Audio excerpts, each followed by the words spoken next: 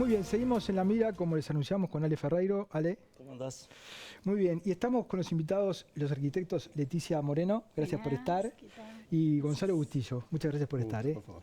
Ale, dale entrada al bloque. Bueno, es evidente para todos los que vivimos en Montevideo, pero también en el interior sucede lo mismo, aunque en proporciones menores, el aumento de gente sin hogar, la gente que duerme en la calle. Es dramático, es algo que no es necesario estar informado, lo vemos todos los días, y en los últimos años el registro ha aumentado, el registro de estas personas ha aumentado de manera exponencial. Había 739 personas viviendo en la calle en el año 2006, hoy hay 5.015, y la Facultad de Arquitectura, preocupada por estos temas, se ha dedicado a establecer una estadística proporcional hacia adelante. Todo indicaría que para el 2030 el número sería en torno de las 10.000 personas y en el 2036 llegaría a las 20.000. ¿Qué está pasando? Que tenemos que tener unas medidas que nos permitan, en el mejor de los casos, llegar a 0 personas en la calle, pero lo que estamos haciendo no está funcionando. Y en la Facultad de Arquitectura estudiaron lo que ha pasado en todo el mundo y tienen conclusiones al respecto, y con estos datos sobre la mesa, propuestas para hacer al sistema político y a todos nosotros. Porque lo cierto es que posiblemente estemos gastando no solamente más plata, sino mal, y no logrando lo que tendríamos que lograr para terminar con algo que es de las situaciones de marginalidad en el tiempo actual más grotescas y más duras, ¿no? Por eso tenemos aquí a los invitados que se han dedicado a pensar en estos temas hacia el futuro. Leticia, contanos, ¿cómo surge todo? ¿Qué tal? Bueno, estamos ante un problema así, ¿no? De corte internacional y local gravísimo. Y bueno, también las revisiones en torno a las experiencias internacionales nos han dado, bueno, nos han situado también en esta problemática desde otra perspectiva también, ¿no? Básicamente, es un fenómeno que se ha abordado bajo dos paradigmas de intervención, dos modelos de respuesta que serían unos más vinculados a lo que son los sistemas de escalera, los llamados sistemas de escalera, que se basan bueno, en un sistema progresivo de transición por diferentes dispositivos, ¿no? que sitúan a la resolución del problema que sería la vivienda en el último escalón de todo este proceso. Y por otra parte, tenemos otros sistemas de respuesta que se han dado a nivel internacional que se denominan Housing First o de vivienda primero, que sitúan a la vivienda en ese primer escalón de respuesta. Invierte la escalera, digamos. Exactamente, la invierte y la evita, genera como ese primer escalón de respuesta sobre el cual se abordan sí todas las otras dimensiones, ¿no? Salud mental. Salud mental. Requiere una inversión inicial más alta que la otra, ¿no? Es una inversión distinta, exacto, sí, exactamente. Entonces, bueno, también estos son modelos que se dan en Europa, en Estados Unidos en el caso de Housing First. ¿Y ha funcionado?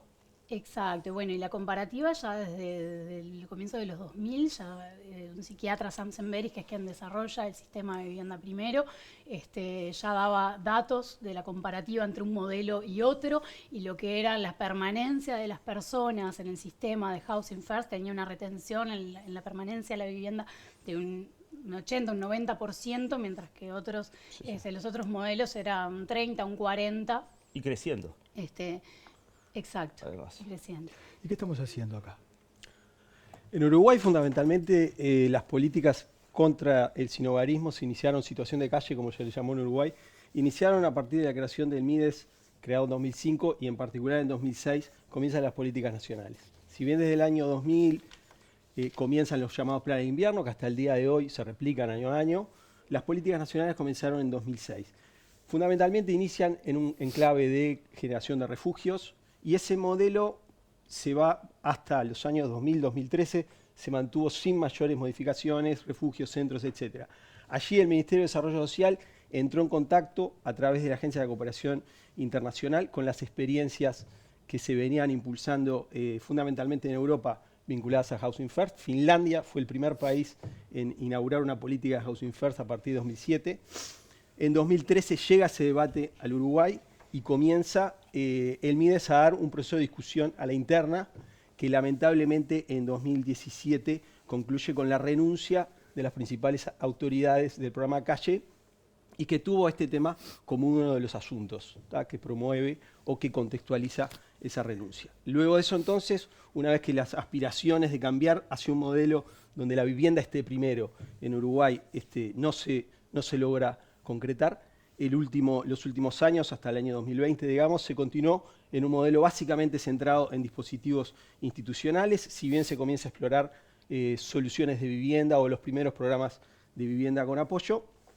Y luego, a partir del año 2020, comenzó el periodo de gobierno que hasta el día de hoy está en funciones, donde se transita hacia dispositivos de centros 24 horas, se transita avanzando en dispositivos de vivienda con apoyo, pero fundamentalmente los 20 años de política en Uruguay desarrollados han sido fundamentalmente de un modelo de escalera, y cuando la vivienda aparece, la vivienda está sin garantizar estabilidad residencial, forzando, digamos, generando una convivencia forzada en las personas y no hay un futuro de acceden. solución permanente, ¿no? Porque esa gente sigue para adelante y va a estar siempre metida en un refugio 24 horas. Refugios, centros, incluso los programas estos de vivienda, que son para gente que está adentro del sistema y es para gente que incluso tiene, aunque sea, unos ingresos mínimos. En definitiva, Uruguay ha desarrollado un sistema de escalera en esta comparación de modelos o paradigmas que Leticia explicaba antes.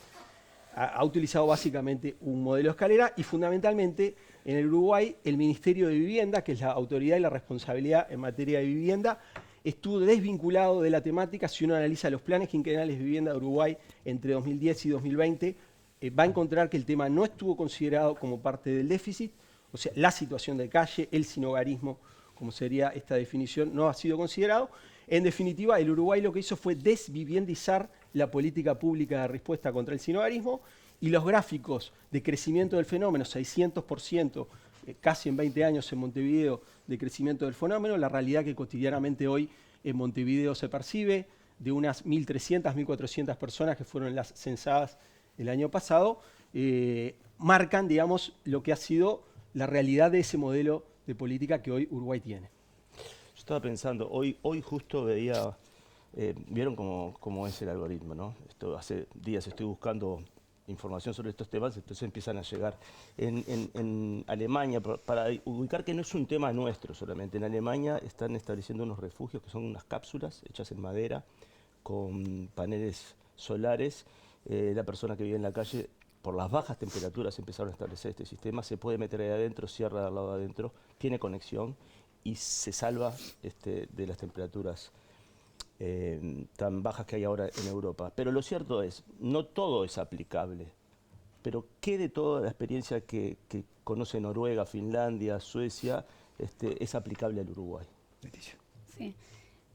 A ver, dentro de las soluciones que se dan, digo, en primer orden, y para pensar cualquier tipo de solución, necesitamos repensar también cómo se sitúa la vivienda, ¿no?, dentro del régimen de respuesta, ¿no?, dentro de un estado de bienestar que tiene que cuando hablamos de la vivienda como un derecho fundamental, se habla porque el Estado tiene que poder garantizarla. Entonces, sí, está en la Constitución, ¿no? Exacto. Entonces, el punto está también eso, de cómo la resituamos dentro de ello, para poder pensar también alteridades en tanto a de qué formas podemos llevar adelante esta materialización de la política. Hay gente que vive social. bajo techo, pero no se le puede llamar vivienda al lugar donde viven, ¿no? Exacto, partimos de un déficit habitacional, exacto, que tiene como estas otras dimensiones, estas otras complejidades, y en realidad también necesitamos empezar a pensar de que el Estado debe comenzar a producir vivienda con estos objetivos, ¿no? Digo, la vivienda pública, cómo se sitúa o cómo se resitúa el tema de la vivienda pública dentro del accionar del Estado también, y vinculado a las políticas sociales, en este caso las políticas contra el sinhogarismo. Entonces, bueno, dentro de esta lógica tenemos como diferentes modalidades, ¿no? Digo, tenemos algunas modalidades de viviendas que son más dispersas, quizás más insertas en el tejido, donde también pueda, no sé, utilizarse la vivienda también vacía, donde el Estado pueda comenzar a ampliar su cartera de inmuebles, ¿no? Como para poder también tener como esa autonomía en tanto la gestión de las mismas. O, por otra parte, también hay otras modalidades internacionales que tienen más este carácter de se llama vivienda, bueno, son viviendas con apoyo integradas, ¿no? Que son conjuntos, es producción de vivienda con estos fines, reciclajes, producción, y son núcleos donde el apoyo incluso, ¿no? De salud, acompañamiento social y todo se da dentro de estas agrupaciones de viviendas, ¿no? Entonces, tenemos como esto, hay una batería de posibilidades, sí, el tema es, bueno, cómo también esto va interactuando como con estas otras... Cuando yo era chico, mi abuela me decía, en otros países hay gente que duerme en la calle. Yo me acuerdo de eso. Ahora, hay algunos fenómenos sociales que han ido increciendo. Hoy yo comentaba que salen 700 presos por año, más o menos, por mes. 700 presos por mes salen de la cárcel, ¿no? Claro. 26 por día. Ese es un fenómeno novedoso, digamos, ha ido creciendo con el paso del tiempo, que también alimenta esto, ¿no? Porque no tienen a dónde ir, la verdad, salen y se quedan en la calle, ¿no? O sea, que la gente sin vivienda ha ido acompañando otros fenómenos sociales que terminan ahí, que quizás están en el origen. O sea, se podría frenar que la gente vaya a la calle evitándola desde su origen, ¿no? Totalmente. Esta idea que planteaba Leticia, que es la restitución del derecho a la vivienda como el primer paso de una política contra el sinogarismo en Uruguay, para nosotros nos parece el primer concepto clave. Resituar al Ministerio de Vivienda, a la Autoridad Nacional de Vivienda en este tema, nos parece fundamental. Pero incluso como un concepto general, no solamente para la gente que no tiene vivienda, sino para aquellas que viven en viviendas deplorables. Tenemos, digamos, lo que es el déficit histórico nacional, exacto. que es una discusión, Ajá. para la cual los planes quinquenales de vivienda desde hace 20 años tienen 20.000 nuevas soluciones destinadas teóricamente a esa situación. Y nosotros estamos planteando esta realidad de sinogarismo, estas cifras, hoy, que podemos decir 5.000 personas en Montevideo están, o las que están a la intemperie, o las que están adentro de dispositivos institucionalizados o incluso de los servicios de vivienda, son del rango de las 5.000 personas en Montevideo.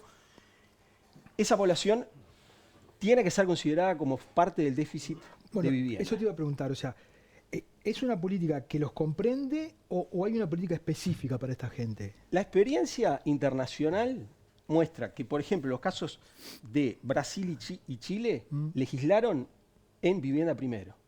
O sea, esos dos países que compartieron el proceso de cooperación internacional con Uruguay en 2014, 2015, Sí, claro. nosotros lamentablemente derivamos hacia una renuncia de autoridades y en el caso, por ejemplo, de Brasil, avanzaron hacia una ley nacional en vivienda primero, o sea, en este segundo enfoque.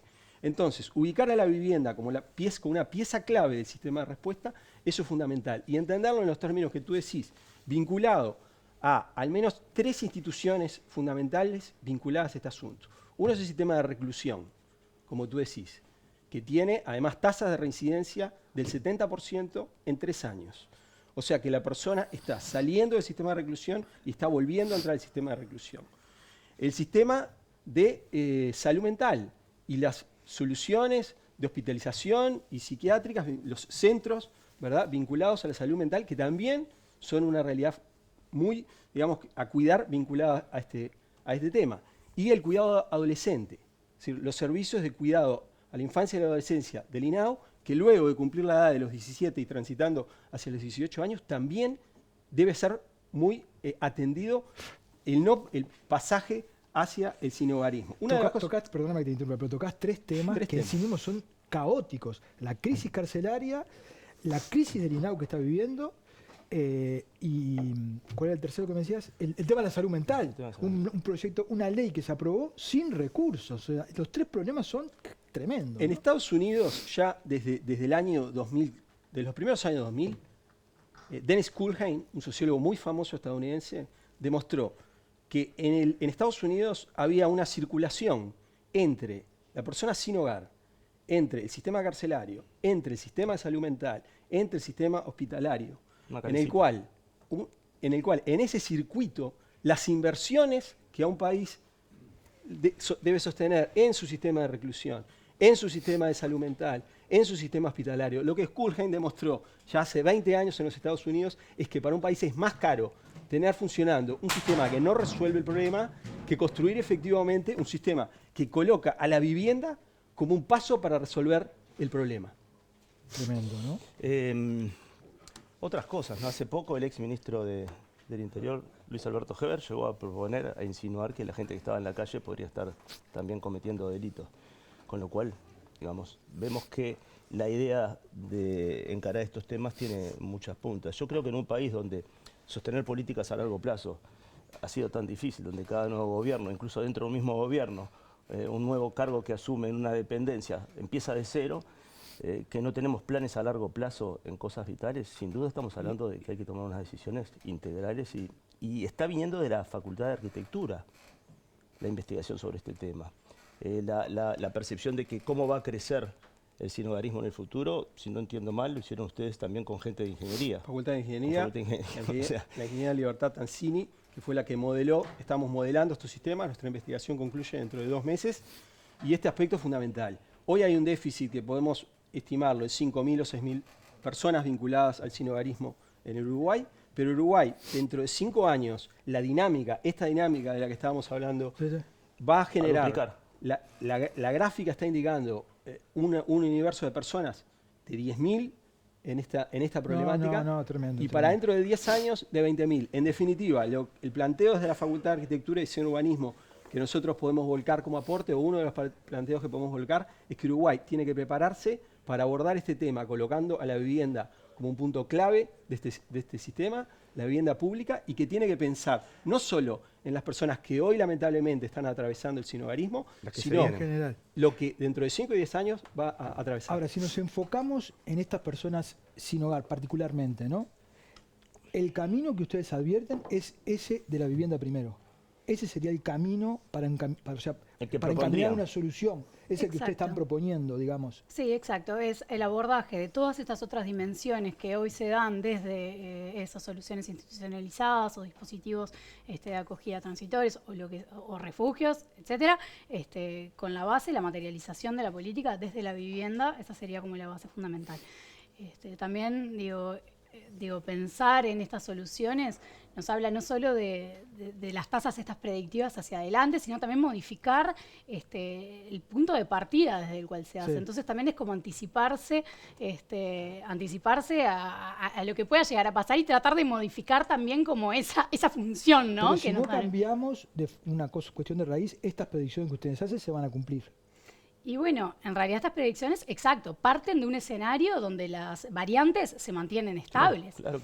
Entonces, nosotros tenemos la posibilidad de esas variantes mejorarlas o que se compliquen. Normalmente cuando tenés un problema de estas características, la escala luego se va haciendo geométrica, ¿no? Progresión geométrica. Y es interesante también mencionar que estos índices de crecimiento que nos muestra el Libertad con sus predicciones se manejan en tasas similares o aún menores en algunos casos a las que ya se vienen dando en el país. Sorprende verlo en perspectiva de los años, pero se mantiene dentro de los rangos que se vienen dando. El año pasado, cuando vino el problema del agua, la sequía, entrevistamos al primer ingeniero en la materia y no lo habían consultado. Sí, claro. Digamos, ¿cuál es la perspectiva de que lo que ustedes están haciendo sea tenido en cuenta por el sistema político? ¿Hay charlas? ¿Se están preparando para eso? ¿Hay una idea cuando se termine en septiembre de elaborar esto, hacer algo? Bueno, la naturaleza propia de la investigación que hacemos en la universidad es su difusión, es su contribución a la agenda pública, es también la vocación de contribución a la agenda política y, en definitiva, a la agenda de gobierno. Nosotros lo que tratamos de mostrar es la evidencia de las experiencias internacionales, tratamos de mostrar la evidencia de lo que ha sido el proceso uruguayo y la relevancia y la importancia de que Uruguay construya otro compromiso, entienda este fenómeno de otra manera y construya, digamos, una alternativa que genere nuevos involucramientos y que atienda a este punto que antes mencionábamos, en donde una persona, 26 personas o 27 personas que por día egresan del sistema de reclusión, las autoridades del sistema tienen que saber si esa persona está sin hogar para que haya una respuesta. A la persona que egresa de un sistema de cuidado adolescente tiene que también estar muy cuidado si esa persona tiene un lugar asegurado de llegada. Y lo mismo para los sistemas de salud mental. En esa ecuación y colocando a la vivienda, a la restitución del derecho a la vivienda, como un punto clave, nosotros creemos que el Uruguay puede encontrar efectivamente un compromiso para que en 2030, 2035, de acá a 10 años, 5 o 10 años, Uruguay se plantee el horizonte de sinhogarismo cero, Montevideo se plantee un horizonte efectivo de sinhogarismo cero. Ojalá los escuchen. Leticia, Gonzalo, Ale, muchísimas gracias. Gracias a Bueno, ustedes. gracias a ustedes. Tanda y ya volvemos.